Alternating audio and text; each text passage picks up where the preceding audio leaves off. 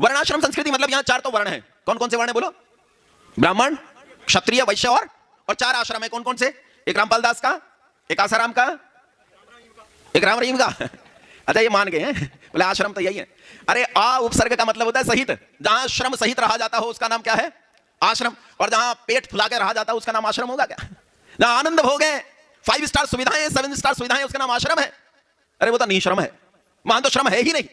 आश्रम तो जीवन की 4 अवस्थाओं का नाम है। एक ब्रह्मचर्य आश्रम, दूसरा गृहस्थ आश्रम, तीसरा वानप्रस्थ और चौथा संन्यास आश्रम। ये 4 है। अच्छा इन आश्रमों में कौन कौन बचे हैं भाई? ब्रह्मचर्य आश्रम बचा है, गुरुकुल बंद हो गए, स्कूल खुल गए, ब्रह्मचर्य का खात्मा। गृहस्थ आश्रम 2 दिन से चर्चा कर रहे हैं, आपको अच्छी तरह पता है। गृहस्थ आश्रम के नाम पे कुछ भी, हाँ कुछ अच्छे गृहस्थी होंगे जरूर देश में। मैं ये नहीं कहता बीज नाश नहीं हुआ करता कभी किसी चीज का, बीज बचा है अभी।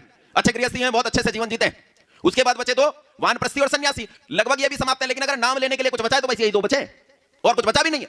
चाहे जैसे कैसे हैं, लेकिन बचे यही 2 हैं और कुछ बचा ही नहीं है। इसमें एक व्यवस्था है वर्ण व्यवस्था। वर्ण व्यवस्था में 4 वर्ण है, ब्राह्मण, क्षत्रिय, वैश्य और शूद्र। अच्छा बताओ ये जन्म से के कर्म से? पीछे तक बोलो, पीछे बिल्कुल पिछले मोहल्ले में ट्रांसफार्मर की लाइट गई हुई है। बोलो जन्म से के कर्म से? अच्छा जन्म वाले कितने बैठे हैं जो ये कहते हैं कि जन्म से होता है ब्राह्मण, क्षत्रिय, वैश्य और शूद्र? कोई है? सुनो जाति किसे कहते हैं? हाँ अकेले में कहेंगे, यहां नहीं कहेंगे मुनि जी। जाति किसे कहते हैं? जाति सुनो, जाति जन्म का पर्यायवाची शब्द है। समान प्रसवात्मिका जाति, जिनका प्रसव एक तरह से होता है उनकी एक जाति होती है। अच्छा ये बताओ ब्राह्मणों का और चमारों का जन्म एक जैसा क्या अलग अलग? ऐसा तो नहीं होता इनमें से एक की माता बच्चे देती है और दूसरे की अंडे। सबका जन्म एक तरह से है, वही 9 महीने की डिलीवरी है। जब जन्म एक है तो सबकी जाति क्या हो गई? मनुष्य जाति है भाई। ये इसी जाति में जन्मे है ना जिसमें जन्म लेकर तुम मनुष्य बन सकते हो, उस जाति में जन्मे हो। इसमें 2 जाति आ जाती है, एक स्त्री और दूसरा पुरुष। आकृति जाति लिंगाख्या, अरे जिनकी आकृति एक जैसी हो, पहचान के लक्षण एक जैसे हो, जन्म का तरीका एक जैसा हो, उनकी एक जाति है। तो बोलो हम सबकी जाति क्या है? एक जाति है। जाति अलग अलग नहीं होती, हम सबकी जाति एक है। और अलग अलग योग्यता के आधार पर ऋषियों ने 4 वर्णों को बनाया, जिनमें एक ब्राह्मण, दूसरा क्षत्रिय, तीसरा वैश्य और चौथा शूद्र। सबसे ज्यादा योग्यता हो तो ब्राह्मण कहलाएगा। समझ रहे हो? ब्राह्मण वो नहीं है जो सुबह उठा, तिलक लगाया, पगड़ी बांधी और जा रहा है। वो कह रहे हैं ना रास्ते में नमस्ते करता जा रहा है, तो नमस्ते भी राम के नाम से करता है। कहते हैं राम राम जी और मुंह में बीड़ी, राम राम जी और मुंह में बीड़ी, धुआं छोड़ता जा रहा है जैसे रेल का इंजन हो ये।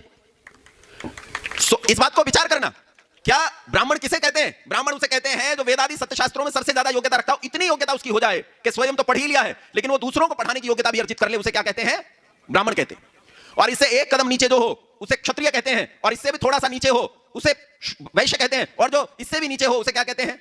शूद्र कहते हैं। अच्छा एक बात बताओ, योग्यता के आधार पर देखें तो ब्राह्मण के घर में शूद्र पैदा हो सकता है कि नहीं? हो सकता है कि नहीं? भाई नहीं पढ़े, खूब पढ़ाने से नहीं पढ़े तो क्या कहलाएगा? शूद्र। शूद्र उसे नहीं कहते जिसके पास विद्या पहुंची नहीं है, अपितु शूद्र उसे कहते हैं जिसे पढ़ाने की सुविधाएं दी गई, यत्न किया गया, लेकिन तब भी वो विद्या को जान नहीं पाया, ऐसे का